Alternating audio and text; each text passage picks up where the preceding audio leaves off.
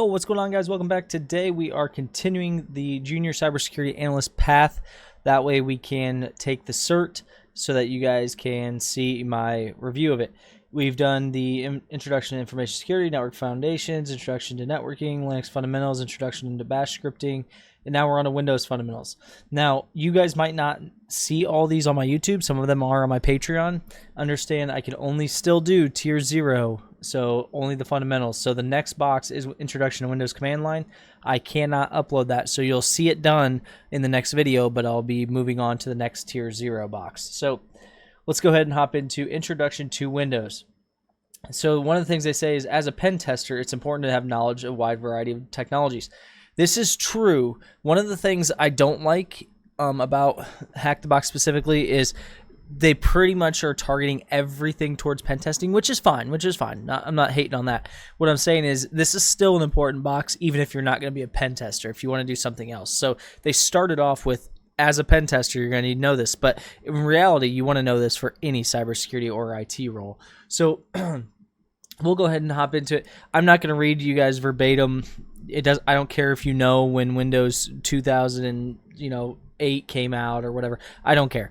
So if you guys want to read the history of Windows, feel free. We'll talk more about it. There's some important milestones and things like that in there, but it doesn't have any relevance to this. So you can see we can use get WMI object commandlet to find information about the operating system. We are going to do this, so I'm just going to copy this now because we're going to paste it here in a second.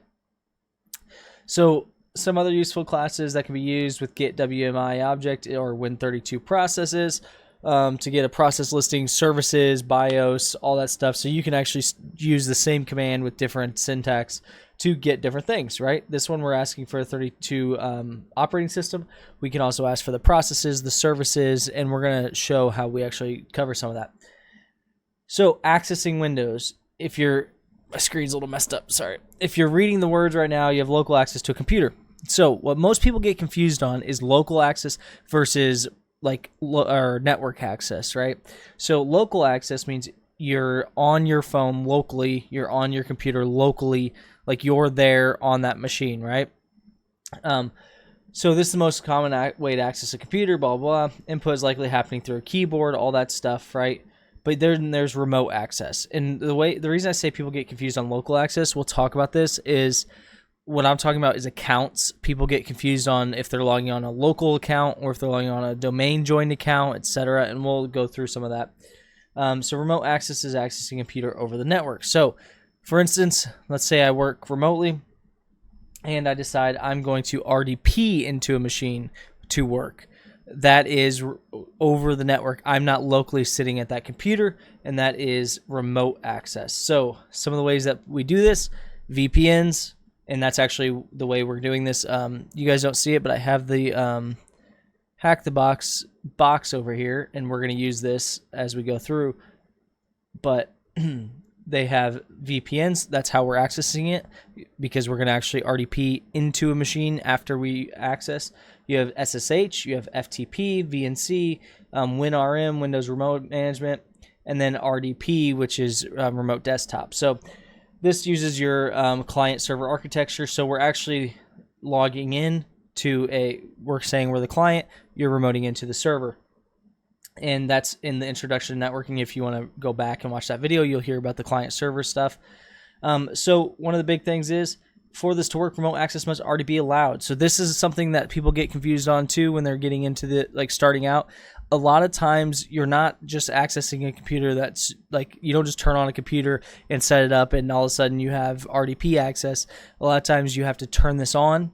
And then even take it a step further, most of the companies still only have a certain amount of people that are allowed to do this type of thing. And the permissions are pretty locked down to just RDP into stuff. So this is something that's pretty common. You can see it does allow us to save connection profiles. This is something I want to point out because if you are looking at pen testing, this is something that people save on their computer. They save connection profiles if you're an IT admin. Well, what does that mean? That means I can go in here and you can see it says save. I can just double click that file and boom, I'm RDP'd into another machine. So it's a pen tester's dream if you have these profiles, but it is extremely useful if you're RDPing into a lot of stuff.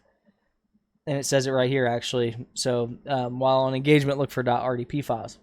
And many other desktop applications exist. You're going to see we're going to use X-Free RDP. This is a Windows RDP. This is X-Free RDP, and we're going to do that now. We're going to log into the X-Free RDP. You see here, and you can see there we go. Don't worry about this. This is just a dependency that was missing from the box, and we'll talk about that shortly. So you can see I did X-Free RDP. Let me make this full screen. I don't know why it's not. Okay, so you can see I'm doing X-Free RDP, the actual IP address, the hack the box student, and then the password. Now, one question I get sometimes is where is this password and stuff at? And you can see here's the actual command they tell you to do to log into, and this is the box we're going to be using the whole time. And then you can see here is right here, once you spawn it, here's the IP address, and then here is the user and password. Okay, so if you guys are doing this box and you're getting confused as to where they are, that's where they are.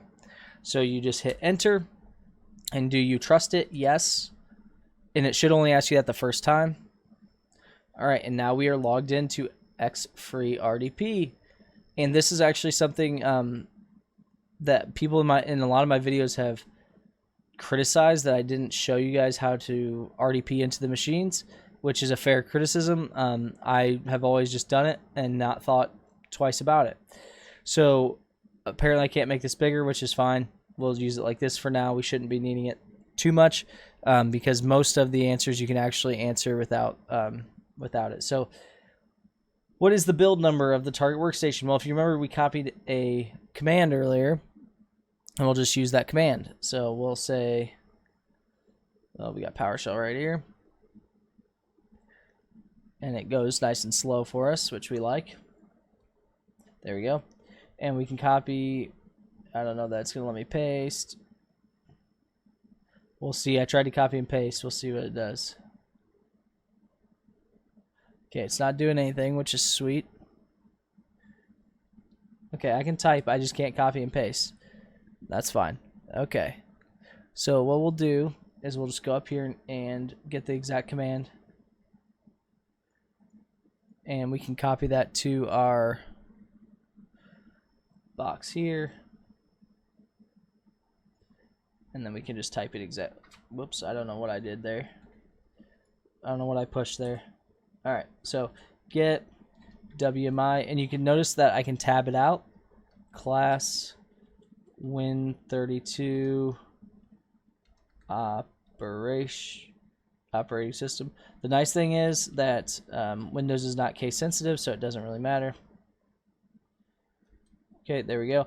And then we're going to hit a pipe on them and say select, and this is because all we want to see is the version number and the build number. If we didn't do the pipe with the select, and I know this is small for you guys, don't worry, the commands are, you have them and you can see them. I hit enter, and then we get the same results as the actual right here. We get the exact same results. So you actually don't need the Windows box. You can just go in here. What's the build number? Is 19041. And then what is the Windows NT version? And it is Windows 10, which may confuse some of you guys, but it says right on there it's 10.000, so 10.0 whatever. All right, so operating system structure. So this is how it's built out. Anytime you guys go to, and we'll just do it here. And I know it's small, and this thing is not user friendly. Okay, so when you go here, and you go to this PC, and you go to C. This is what they're talking about. How is it built out? That's what they're talking about. So you have your perf logs. It can hold performance logs. You have your program files. This is on a 32-bit system. All 16-bit, 32-bit programs are installed here. On programs, files 86. 32-bit and 16-bit programs are installed here. On 64-bit systems, there are just some program files. Program data, this is a hidden folder that contains data that's essential for programs to run. Users, this is your profiles, similar to Linux. When you create a new user, it's their home directory. This is their home, basically. Default, this is a default user profile template for all created users. Whenever a new user is added, their profile is based on this default profile. So if you change that default profile, Guess what? When you create a new user, their profile mimics it. So that is your default, right? Public, this folder is intended for computer users to share the file and is accessible to all users by default. So if I want to share data back and forth with somebody, I put it in the public folder. App data, this is per user, application data, and settings are stored in here, blah, blah, blah, blah. Each of these folders contains 3 subfolders. The roaming folder contains machine-independent data that should follow the user's profile. So things like your bookmarks, your favorites, that type of stuff, it'll stay in here. So that way when you go log on to whatever machine, it's in the roaming, it will load your profile, and you're good to go. The local folder is specific to the computer itself. So caches like browser history, stuff like that will stay in there. Local low is similar to the local folder, but it has a lower data integrity level, meaning it is more secure. So if you run something in safe mode or something like that, it's going to do it in the low. Okay, Windows. The majority of the files required for the Windows operating system are contained here. So this is what's actually needed to run the operating system. It's mostly stuff that you probably aren't messing with too much.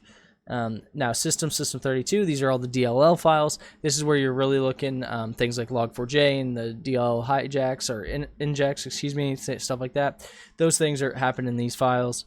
WinSXS, the Windows Component Store, contains a copy of all Windows components, updates, and service packs. Okay, now you can see here they actually went in and I showed you guys the GUI of what it looked like. Here they're actually typing dir and looking through and seeing everything that we just talked about.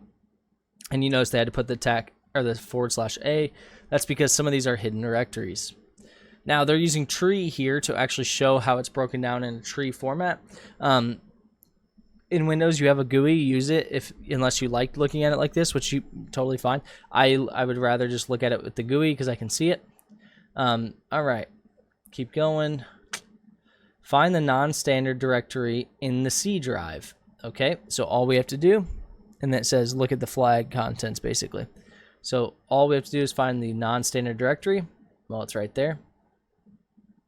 At least that's the only non-standard one I see.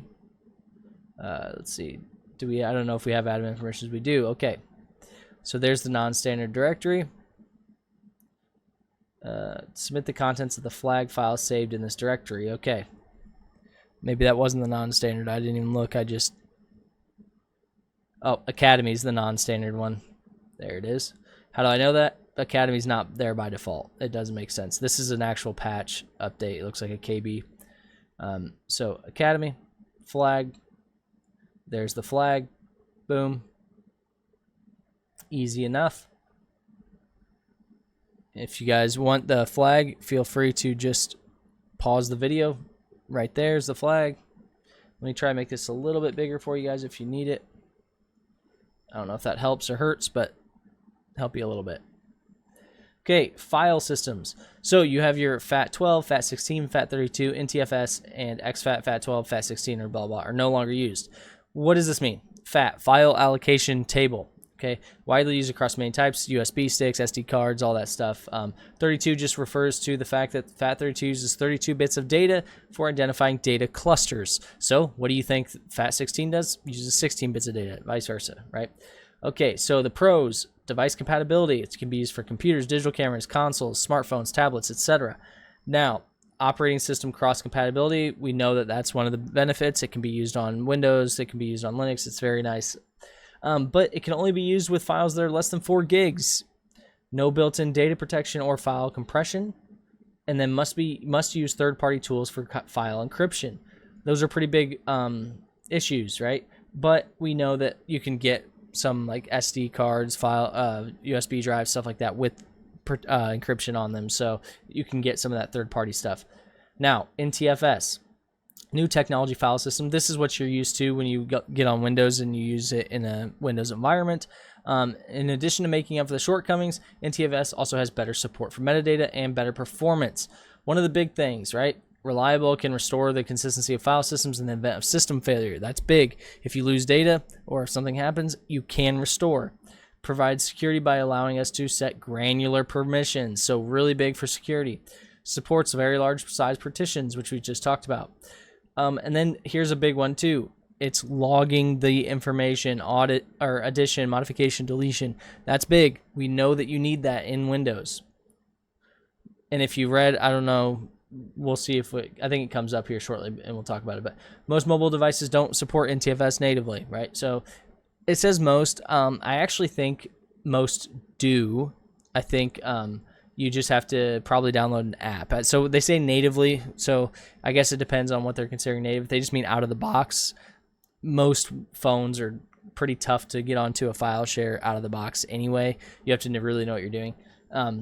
But that's not always the case. So older media devices. So if you have an outdated legacy device, or in this case, an old smart TV or a Roku that's real old or something like that, it's probably not going to be able to support that.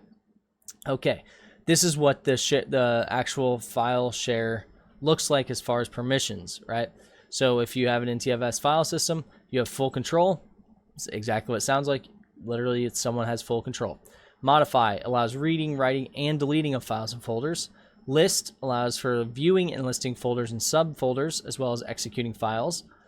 Read and write. So keep in mind, if you can list folders, you can execute. So make sure if you are securing these things, you know these permissions, because you may think, oh, list just means they can list them, but they can execute as well, right?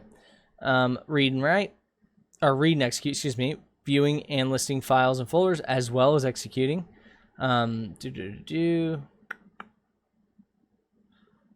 So one thing, if you notice here, the big difference between list folder contents and read and execute is it allows for viewing and listing folders and subfolders. It does not say anything about files, but this one allows for viewing and listing of files and subfolders. Write, you can write to a file, right?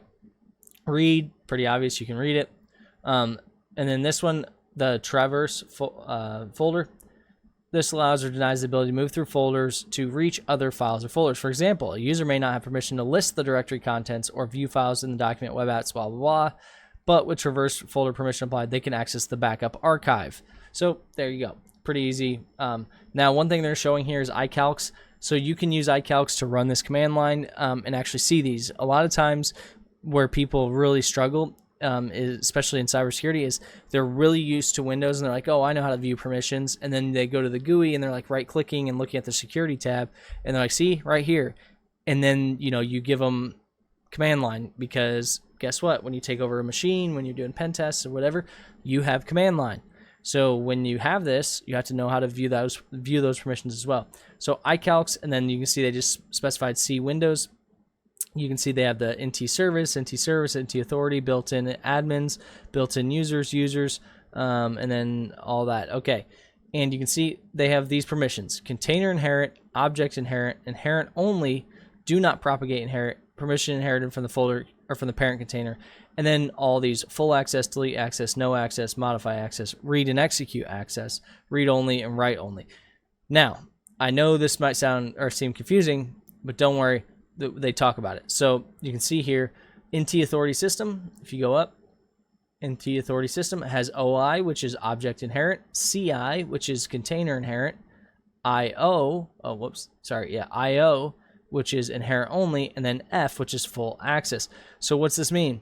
This means that this account has full control over the file systems, objects in the directories, and subdirectories, because not only does it have full access to the C Windows, but it has container inherent and object inherent. So that means it inherits everything inside there as well. So understand that it has full permissions for basically everything, which makes sense. It's NT authority system. Okay, but you can see you can actually add permissions and remove permissions using iCalcs. If you are living off the land, this makes a lot of sense, right? You can type iCalcs C users, and they're going to give C users grant Joe full access. So they gave Joe full access to C users. Now when they do iCalcs, you can see, look at this. They do iCalcs to C users, and workstation 01, Joe, full access. So he has full access. So if you're thinking about how do I gain access to stuff, well, if you have access to grant permissions, there you go.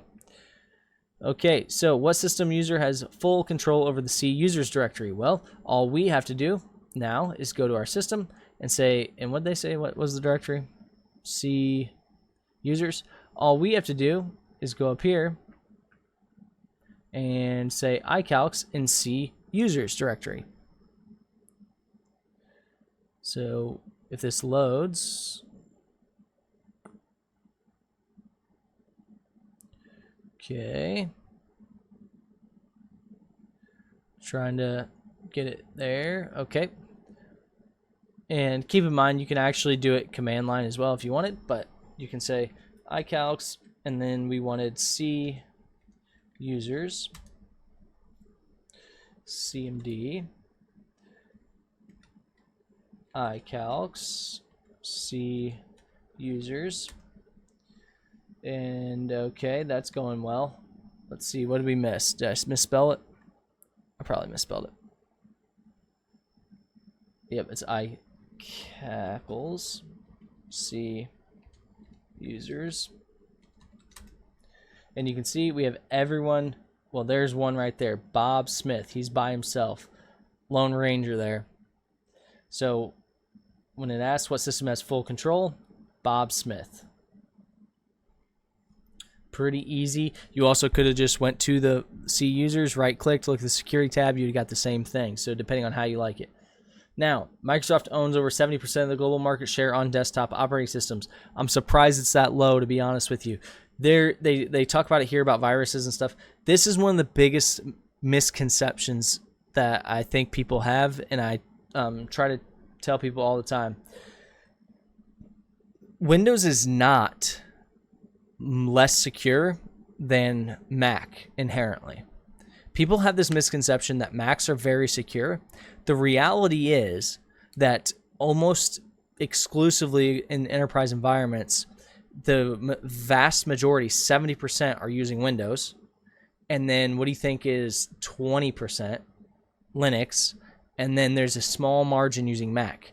So if I'm an attacker, it makes very little sense for me to create malware targeting a Mac OS because I just limit myself to a very small portion. So does that mean it can't be done? No, it means there's a lot less people targeting them. Windows has people all day long targeting them. So understand, it's just common sense that if you have a bigger breadth of exposure, you're gonna get more malware directed towards you. So not saying Macs don't have good security or Windows don't have good security. It's based on the person and the enterprise. I'm just saying that I hear people say that all the time. Macs are so secure. Not necessarily. They just don't have people creating malware for them, which inherently is more secure in some ways. It's just, it's a nuance that has always bugged me. So SMB is used when Windows connects to shares. So basically, how's this look? SMB, you have your client, this is your machine, goes through and it collects the SMB file server. You're going to access files, etc. You can access print servers, all that, whatever you want, right? And it's using SMB to do so, and then you get a response. Okay. So here's one thing I want to point out, and this is what they talk about here, is there is the actual share permission, and then there's the file NTFS permission, okay? So you can see NTFS permissions and share permissions are often understood to be the same. They are not. So what that means is, right here, they can apply to the same shared resource, but let's take a look at the individual permissions that can be set to grant objects, blah, blah. So this is the actual share permission. So on the actual share, users are permitted to perform all actions given by change and read permissions as well as change permissions for NTFS files and subfolders. Users are permitted to read, edit, and delete. That's the change. Then read, users can read it, right? But that's for the share, right? They can do that stuff, but on the actual files themselves, or even the subfolders and all that stuff, there is the same permissions that we already talked about.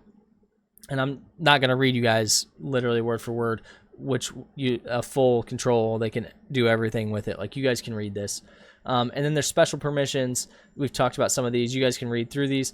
I'm going to tell you guys, I'm going to let you guys in on a secret that a lot of people don't let people know. You don't have to memorize them. You can copy and paste these. You can Google them in 10 seconds. I don't know all these permissions by heart. I've been working in this industry for a long time. Do I know these ones? Yeah, I've known those forever. But if I saw a specific, I'm just looking for one. Okay, I do know most of these by heart, but that's not the point. Like traverse folder, right? I would have to Google that to make sure I understood it. There's nothing wrong with that. If you guys run into a permission that you want clarification on, Google it. You guys have Google, right? You don't need to memorize all these. It's good to know because you can look at permissions really quickly, but the core thing here is that you know how to look at permissions and then research them. Keep in mind that NTFS permissions apply to the system where the folder and blah, blah. Okay, so here they're going to have us actually create a network share, and they're going to have us open the Pwn box on a full screen, which is a nightmare. All right, and then take this, and I'm going to move this over here just for now. Why does it keep doing that? Okay, just for now, while we do this so you guys can see it, and I know this is small. It's actually bugging me that I can't make it bigger. Like, I just don't have the option to make it bigger, so I apologize. I wish I could. I can probably... No, I can't do anything. Okay. All right, this is taking forever. Okay. When I say it's taking forever, I meant like the box was not responding. So first thing they're going to have us do is we need to create a folder. So we're going to create a folder called company data on the desktop. It looks like it's on the desktop. Hold on, let me make sure. Okay, so we're going to create a folder here. Keep in mind that most lid, yeah. Okay, creating the folder. So we're going to create a new folder. We're going to,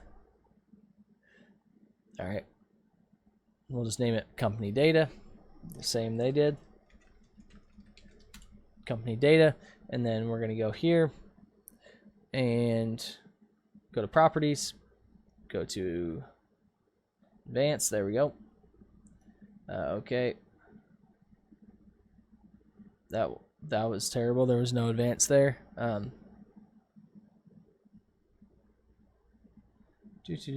Sharing, there it is. I was like, what the hell am I missing? There we go. Okay, share this folder. We'll leave it company data. You can name it whatever you want, but I would leave it company data so you can follow along.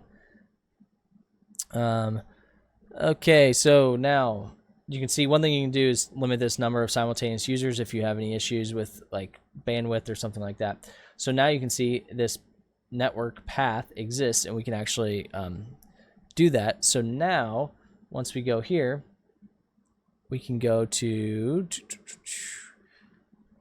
let's see, what do they want us to go to now? Let's go here. Share name, fine, okay. Permissions, that's what I was looking for. So now, by default, permissions, everyone can read it. You can add people here if you want. So if you have a specific person you want, whatever, a specific group, you can add them to there, and then they can actually maybe change it or whatever. But everyone by default can read it. So we're going to apply these blah, blah, blah. Click OK. Sounds good. Click OK. Sounds good. So that's how easy it was to actually do this. Now we'll go here, and we're actually going to connect to it. So if you guys are confused or anything, we actually just went back to our Linux box. So now we're on our Linux box, and we're going to try to connect to that SMB share. So first things we're going to do is go SMB client, and this is a great command that you should have because you're going to need this time and time again when you're doing this. There it is. Okay, IP is 10.129.68.242. So this is going to list all of the shares, right? And we're going to say hack the box student, and then I got to go down to get the password. So the password is... All right, welcome back. So after digging into it, I don't think you can actually access it. So what I mean is, and I'll show you,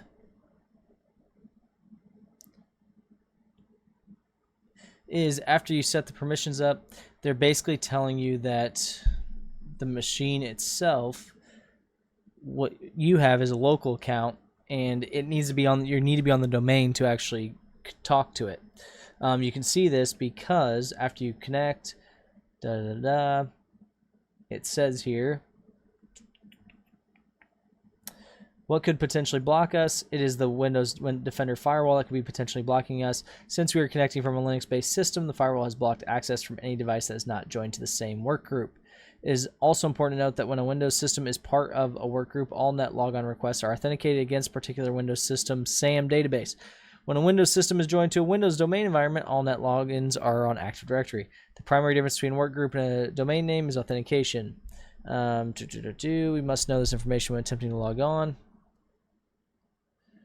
Completely deactivating each firewall profile in Windows or by enabling specific. So what they're saying is you can go in here and deactivate the firewall if you want to do this. So if we go, maybe, I don't know what's going on here.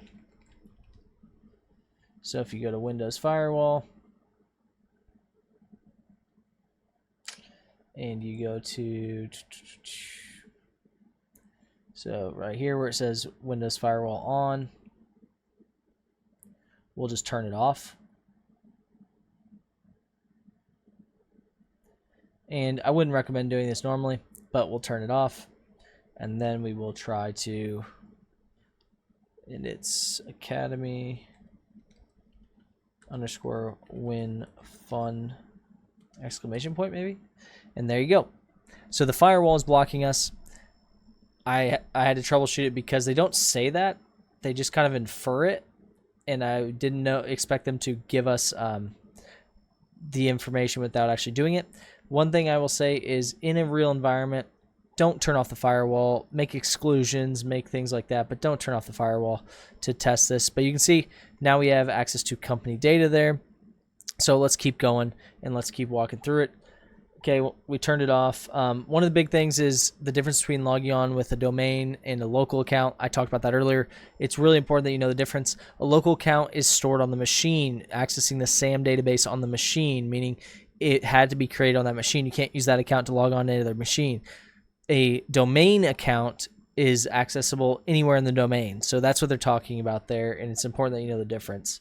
Okay, and so Hack the Box Student is part of the Everyone group. That's why we were able to use their account to log in. The firewall was blocking us because we're a Linux machine, not domain joined, trying to log into the share. We can mount the share here. If you don't know what mounting it does, it just means that we can access it directly on our machine as if it was part of our machine. We're not going to do that, mainly because I've figured out you don't really need to on here. Then once you mount it, you could do net share and you would see it as part of your normal process. It would just be in there as if it's one of your shares. Here you can see they're opening files, messing around with it, looking at these shares. This admin $, C $, IPC $, those are all normal default shares that will come on a Windows. Now, viewing share access logs. So when you go into Windows Logs and Event Viewer, you can go to Security and you'll see login logs from these because you have to log in to access the share. This is how a ton of things operate. So you can actually go in here and see when people try to access the file because it has to authenticate. So that's where you want to go and look for the logs. So what protocol did we discuss? SMB was the name of the utility. Event Viewer, that's the one that can actually look at the logs. And then was the full directory path to the company data. It's just C users, Hack the Box student, desktop, company data. That's where we put it.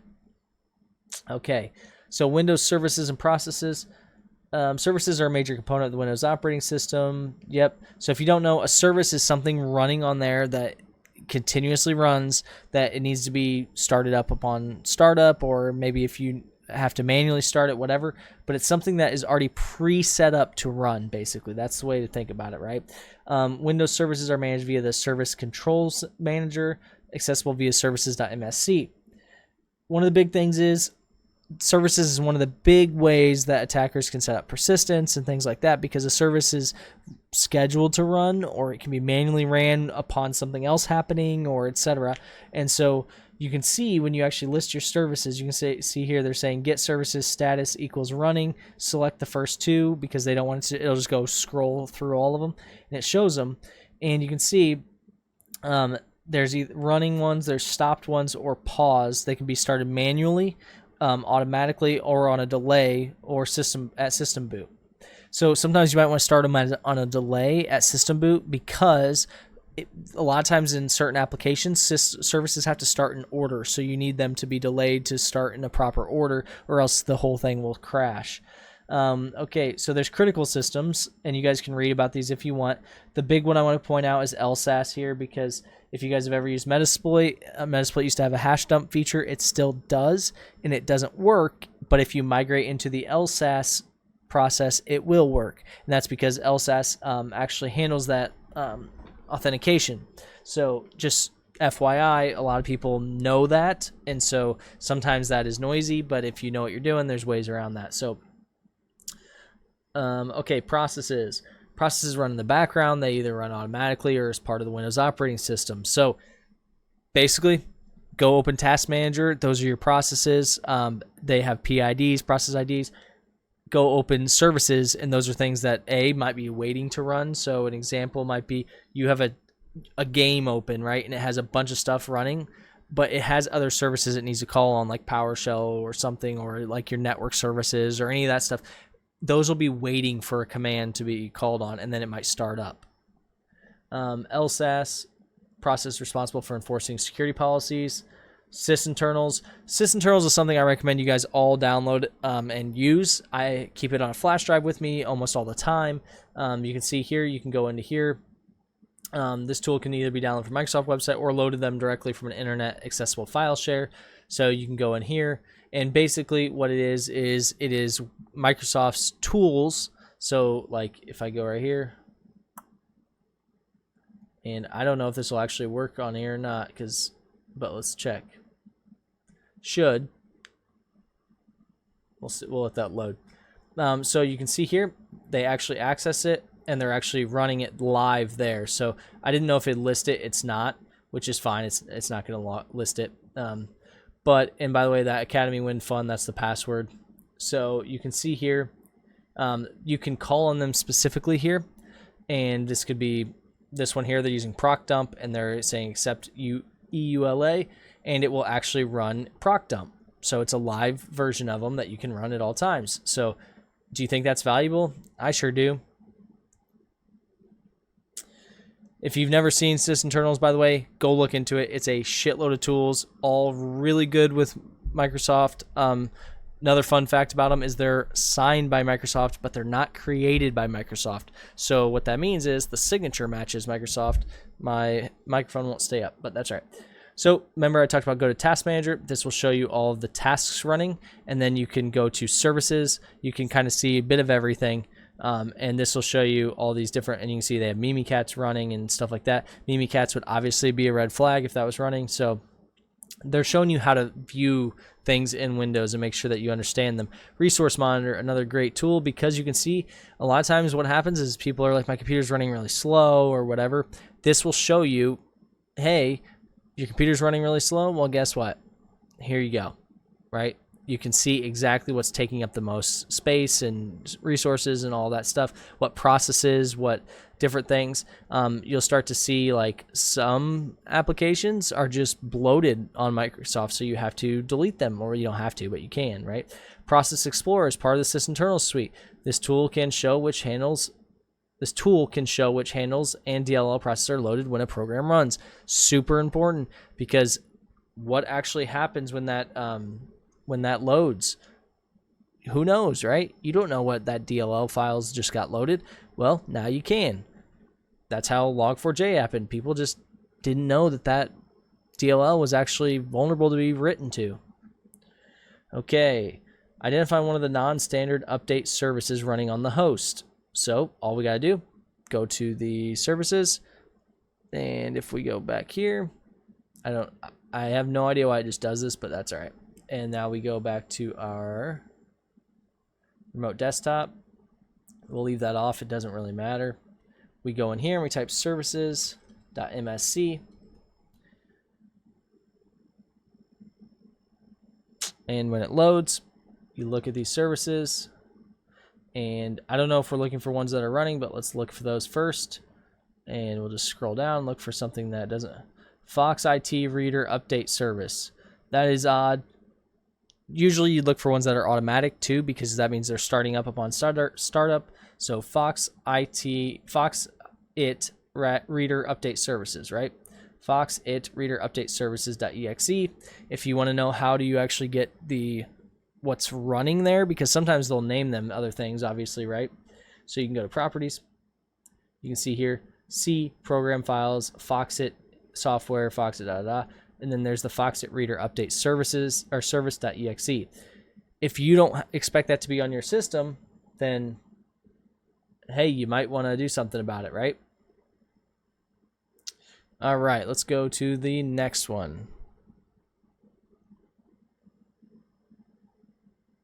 All right, we're going to stop after this service permission, and I will do the next part tomorrow, so that way you guys can get this out there. So what I mean by that is this video is going longer than I expected, so what we'll do is we'll cut it into 2, and then tomorrow I'll do this piece, so that way you guys have that as well. So service permissions.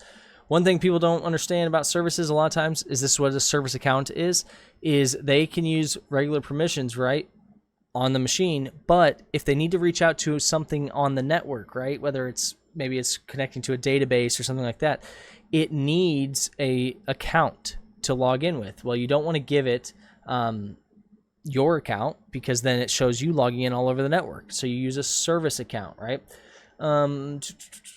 You want to be mindful of permissions for services. Yes, services are one thing that attackers will target, because they know you're not paying attention to that thing, because it's logging in freaking everywhere, because that's what it's supposed to do. It's supposed to be connect here, do this, do that, do this. And that's what it's doing. It's doing a lot of automated stuff. So they can hide themselves in the weeds. So you need to lock down the permissions, make sure it's least privilege and can only do what it's needed to do. As discussed, you can see services.msc. Take a closer look at the service associated with Windows Update, WUAUSRV, and you can see it. And look at this. Oh, that's running service host.exe, TACK net services, blah, blah, blah. Okay. Why is that important? Well, because you need to know what's going on. It's also important to check, so what we call a baseline. So take a baseline of what services are running on your machine. And if you know what services are running on your machine, if you think something's weird, you can compare them and look at services like Foxit that you didn't expect to be there. Okay, so path to the executable is the full path. That's what we just talked about. And command to execute when the service starts. If the NTFS permissions of the destination directory are configured with weak permissions, an attacker can replace the original executable, hence this one, with whatever they want. So you can see here, local system account. It's going to use the system locally, but that means it can't connect to something over the network, right? But if it's using a service account, you can see here, they didn't actually set that up, but they will add a service account, and they'll put login as, and there'll be a service account with its password, and then those will be hidden so people can't see them, and it'll log in that way and go do whatever service on the network it wants. Now, what do you want to do? First failure, do you want to restart the service? Some people do. Some people say, nope, if it fails, let me know. Some people restart the whole computer, run a program. Maybe there's a debug tool you have or something for testing, etc. You can use SCQC, that's querying, for SC Service Center will query the service. So if you know the name, remember we just showed it, right? It'll show you all the stuff, but it shows it command line.